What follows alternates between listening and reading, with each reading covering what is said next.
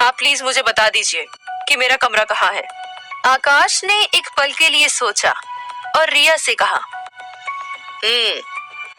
Very good, तुम्हें अपनी boundary पता है। याद रहे, पूरी दुनिया के लिए भले ही तुम मेरी बीवी हो, लेकिन मेरे लिए तुम सिर्फ और सिर्फ मेरी असिस्टेंट हो। जो रूल तुम ऑफिस में फॉलो करती हो, वही रूल घर पर भी फॉलो करो। रिया ने मन ही मन में सोचते हुए कहा, मिस्टर ओबेरॉय, तब तो मुझे आपसे डबल सैलरी चार्ज करनी चाहिए। खैर, कोई बात नहीं, आप मेरी पढ़ाई में हेल्प कर रहे हैं, इसीलिए मैं ज्यादा ग्रेडी नहीं बनूंगी। रिया ने आकाश से कहा, मुझे मंजूर है। और फिर आकाश ने कमरे से निकलते हुए रिया से कहा, फॉलो मी। रिया आकाश के पीछे पीछे आकाश के बगल वाले कमरे में चली आई। कमरे में पहुंचते ही आकाश ने रिया से कहा, कमरा बाकी के कमरों के मुकाबले उतना बड़ा नहीं है, लेकिन किसी असिस्टेंट की हैसियत के हिसाब से बहुत बड़ा है। बाकी तुम्हें किसी भी चीज की जरूरत हो तो हर चीज बस एक कॉल भर की दूरी पर है। रिया को आकाश के दौलत के घमंड की आदत लग चुकी थी।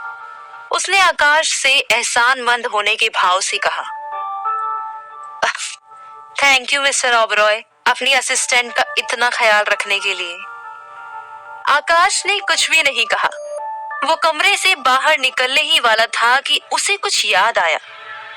आकाश ने मुड़कर रिया से कहा, एक और जरूरी बात, संडे को फैमिली गेट टुगेदर है।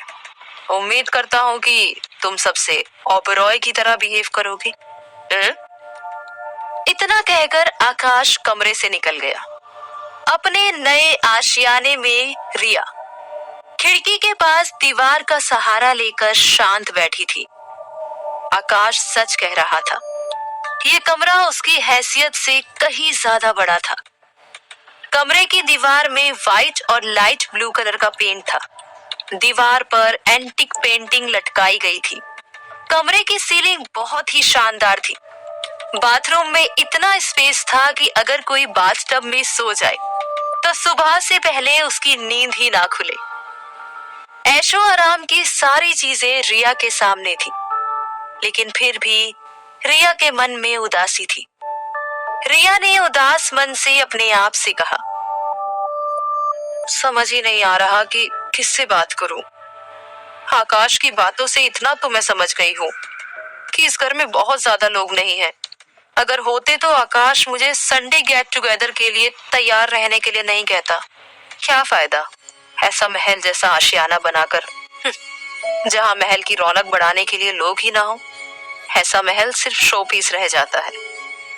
रिया अपने पिछले आशियाने में ज्यादा दिन नहीं रुकी, लेकिन फिर भी उसे शारदा बिल्डिंग का वो छोटा सा अपार्टमेंट इस महल के सामने ज्यादा सुकून दे रहा था। रिया के मेन डोर के सामने के अपार्टमेंट में एक कपल रहता था, जिनका 5 साल का बच्चा दरवाजा खुला होने पर रिया के आशियाने के अंदर आ जाता और उसके साथ रिया खूब खेलती थी। उस बच्चे को रिया अपना गुड लक का कछुआ खेलने के लिए दे दिया करती थी।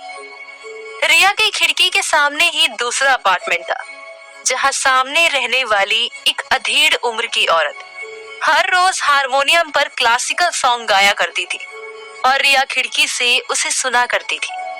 म्यूजिक सुनते सुनते कब उसे नींद आ जाती उसे पता ही नहीं लगता। लेकिन अब ओबेरॉय मेंशन में आकर रिया फिर से अकेली हो गई थी। तभी रिया को कुछ सूझा और रिया ने अपना फोन ओपन कर लिया। रिया ने फोन में डेटिंग ऐप खोल ली और अमीगो का चैट विंडो खोल लिया।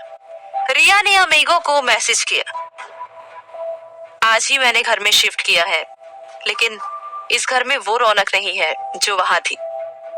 अमीगो अभी ऑनलाइन नहीं था। रिया ने इस उम्मीद में अमीगो को मैसेज कर दिया ताकि उसका मैसेज देखकर अमीगो उससे बात करने आ जाए। लेकिन इस वक्त रिया को उदासी के दलदल से बाहर निकालने वाला कोई भी नहीं था। तभी घर के एक यंग स्टाफ मूलचंद ने रिया के कमरे की डोर को नॉक करते हुए कहा, मैम, सर ने आपको डिनर के लिए बुलाया है, आप 4th फ्लोर में डिनर हॉल में आ जाइए। रिया ने मुस्कुराते हुए मूलचंद से कहा, ठीक है, मैं आती हूँ। डिनर हॉल में पहुंचते ही रिया चौंक गई। बड़े से डिनर हॉल की टेबल पर उसके 10th फ्लोर की ऑफिस की तरह सिर्फ 2 लोग थे, डीके और आकाश। लेकिन बड़ी सी राउंड टेबल खाने के डिश से भरी पड़ी थी। डीके ने रिया को देखकर कहा, आज से मैं आपको मिसेस ओबेरॉय कहूंगा। आई, प्लीज बैठिए। रिया डीके को देखकर मुस्कुरा दी और आकाश के पास वाली सीट पर बैठ गई। तभी ओबेरॉय मेंशन के कुक कपूरी लाल, जो 60 साल के थे, उनकी दाढ़ी और सर के बाल सफेद थे, डिनर हॉल में आए। रिया ने कपूरी लाल को मुस्कुराकर ग्रीट किया और कपूरी लाल आकाश की तरफ बढ़ गया। कपूरी लाल ने आकाश से कहा, मिस्टर ओबेरॉय, आज पनीर में शाही पनीर, कढ़ाई पनीर, पनीर बटर मसाला, मलाई कोफ्ता और पालक पनीर है। आप क्या लेंगे? आकाश ने कपूरी लाल से कहा, मैं पालक पनीर लूंगा। कपूरी लाल डिशेस के नाम गिनवा रहा था और रिया के मुंह में पानी आ रहा था। रिया को लगा आकाश के अपने खाने की मेनू डिसाइड करने तक वो भूख से जमीन पर गिर जाएगी। आज रिया ने कुछ भी नहीं खाया था। सफर कैफे में रिया ने ठीक से खाया भी नहीं था कि गले में फिश फंसने की वजह से उसे हॉस्पिटल जाना पड़ा और फिर आकाश ने उसे ऑफिस बुला लिया। रिया ने देखा कि कपूरी लाल आकाश को खाना सर्व करने से पहले खुद टेस्ट कर रहा था। रिया को ये बात अजीब लगी, उससे रहा नहीं गया और उसने हिम्मत करके कपूरी लाल से कहा, अंकल, आप इसे खाना चेक करके क्यों खिला रहे हैं मिस्टर ओबेरॉय को? कपूरी लाल ने रिया से कहा, बेटा, ये ओबेरॉय खानदान की परंपरा है। यहाँ घर के ऑनर को सुरक्षा के लिहाज से बिना चेक किए खाना नहीं दिया जाता। इस बात पर रिया को हंसी आ गई और उसने कपूरी लाल से कहा, अंकल, कौन से जमाने में जी रहे हैं? ये वाला रीति रिवाज राजा महाराजाओं के टाइम पर हुआ करता था। कपूरी लाल ने कुछ नहीं कहा। रिया ने आकाश की तरफ देखते हुए कहा, मिस्टर ओबेरॉय, आपको अपने ही घर में खाना खाने में डर लग रहा है? ये बात सुनते ही आकाश अचानक से डिनर टेबल से उठा और डिनर हॉल से बाहर चला गया। एक पल के लिए रिया चौंक गई, लेकिन उसे एहसास हो गया कि शायद जाने अनजाने में उसने आकाश की दुखती रग पर हाथ रख दिया था। रिया की आकाश से कुछ कहने की हिम्मत ना हुई, इसलिए रिया ने कपूरी लाल और डीके की तरफ देखते हुए कहा, मिस्टर ओबेरॉय को क्या हुआ? डीके ने मायूसी से सर झुका लिया पर कपूरी लाल ने रिया से नजरें चुराते हुए कहा, मिस रिया, आप बताइए क्या खाएंगी? रिया ने मन ही मन कहा, बड़ी अजीब फैमिली है, एक बिना बताए डिनर टेबल से चला जाता है और बाकी की जुबान में ताला लगा हुआ है। खैर, मुझे बहुत जोरों से भूख लगी है, मुझे खाने पर फोकस करना चाहिए। रिया ने कपूरी लाल से कहा, अंकल, जो भी बना है थोड़ा थोड़ा सब डाल दीजिए, मैं सब खा लूंगी। रिया की भूख को देखकर डीके के चेहरे पर मुस्कान आ गई और डीके ने कपूरी लाल से कहा, डैड, मुझे सिर्फ पालक की वेजिटेबल देना, ज्यादा भूख नहीं है। मैं सिर्फ मिस रिया का साथ देने के लिए खाना खाऊंगा। रिया ने डीके की तरफ देखकर मुस्कुराते हुए कहा, थैंक यू डीके। और फिर रिया ने कौतूहल के साथ डीके से कहा, अच्छा, अब डीके, आप और आपके dad chef uncle mister Oberoi के साथ ही रहते हो? और आपकी माँ? डीके ने पहले कपूरी लाल की तरफ देखा, जो दोनों को खाना सर्व करने में बिजी था, और फिर उसने रिया की तरफ देखते हुए कहा, मिस ओबेरॉय, मिस्टर कपूरी लाल मेरे एक्चुअल मॉम डैड के दोस्त है। मेरे मॉम डैड की एक्सीडेंट में डेथ के बाद उन्होंने ही मुझे पाला पोसा और बेटे जैसा ही पाल पोस कर बड़ा किया। तब से मैं ओबेरॉय मेंशन में ही पला बड़ा हूँ। डीके की बात रिया के दिल को छू गई और फिर रिया ने कपूरी लाल और डीके के साथ बहुत सारी बातें की, साथ ही बहुत सारा डिनर। हाँ, डिनर करके अपने कमरे में आई रिया को बहुत देर नहीं हुई थी आज रिया ने इतना ज्यादा डिनर किया था कि वो अपने शरीर का वजन नहीं उठा पा रही थी और उसमें अब खड़े होने तक की हिम्मत नहीं थी।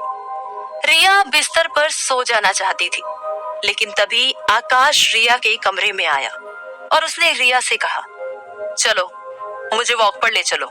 रिया का मन हुआ कि वो आकाश को मना कर दे, लेकिन आकाश उसका बॉस था और उसे ना कहने की परमिशन नहीं थी।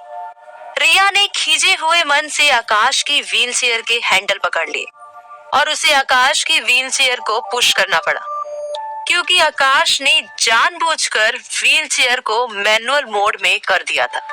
रिया ने आकाश से कहा, मिस्टर ओबरॉय, वॉक पर कहाँ लेकर चलना है आपको? आकाश ने रिया को जवाब देते हुए कहा, आज हमें ओबरॉय मेंशन के टूर पर जाना है। इसी बहाने तुम्हें भी ओबरॉय मेंशन की ग्रैंडनेस देखने का मौका मिलेगा। हम 7th फ्लोर से ही शुरू करेंगे।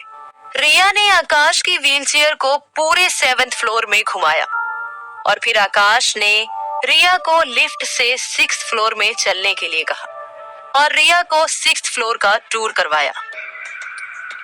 इसी बीच रिया ने आकाश से हिम्मत करके कहा, मिस्टर ओबरॉय, आप डिनर छोड़कर चले गए थे, क्या आपने डिनर किया? ये सुनकर आकाश गुस्से से आग बबूला हो गया और उसने गुस्से से चिल्लाते हुए रिया से कहा, रिया ओबरॉय, अपने काम से काम रखो। तुम मेरी पर्सनल असिस्टेंट हो, मेरी केयर टेकर नहीं। ये सुनकर रिया डर गई। कुछ ऐसा ही था आकाश ओबरॉय। हमदर्दी उसे बिल्कुल भी पसंद नहीं थी। आज रिया ने डिनर टेबल पर जाने अनजाने में उसकी दुखती रग पर हाथ रखकर उसकी हमदर्दी हासिल करने की कोशिश की थी। इसलिए आकाश रिया को ओबरॉय मेंशन के टूर पर पैदल घुमाकर टॉर्चर कर रहा था। ग्राउंड फ्लोर में जाने तक रिया की हालत पतली हो चुकी थी और उसके पैर जवाब दे चुके थे। इसी कारण गलती से ढलान पर रिया के हाथ से आकाश की व्हीलचेयर का हैंडल छूट गया और आकाश जमीन पर गिर गया। आकाश के सिर पर चोट लग गई और खून बहने लगा। आकाश ने गुस्से में चिल्लाते हुए रिया से कहा, अंधी हो गई हो क्या? रिया ने आकाश से तुरंत माफी मांगते हुए कहा, सॉरी मिस्टर ओबरॉय, वो गलती से। आकाश ने रिया को बोलने का मौका ही नहीं दिया और रिया गिल्टी महसूस करने लगी। रिया अपने कमरे में थकी हारी वापस आई। उसे आकाश पर बहुत गुस्सा आ रहा था। उसने गुस्से में मन ही मन सोचते हुए कहा, पता नहीं क्या समझता है अपने आप को, कोई जानबूझकर तो नहीं गिराया मैंने उसे। तभी रिया के फोन में अमीगो का डेटिंग ऐप पर मैसेज आया। उसने मैसेज खोलकर देखा। मैसेज में अमीगो ने उसके मैसेज का रिप्लाई लिखा था, तुम जहां भी जाओगी घर की रौनक अपने आप बढ़ जाएगी।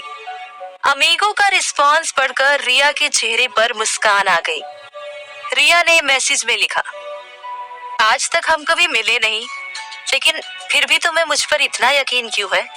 वहीं रिया के कमरे की दीवार के उस तरफ आकाश अपने बेड में लेटा हुआ डेटिंग ऐप चला रहा था। उसने बटरफ्लाई को मुस्कुराते हुए रिप्लाई किया, तुम पर खुद से भी ज्यादा यकीन है और उम्मीद करता हूँ हम जल्द ही मिलेंगे। क्या रिया और आकाश कभी जान पाएंगे कि दोनों डेटिंग ऐप पर एक दूसरे से बात कर रहे हैं? क्या रिया आकाश के घर के सन्नाटे को खत्म कर पाएगी या फिर खुद सन्नाटे में समा जाएगी? जानने के लिए सुनते रहिए बंद नहीं।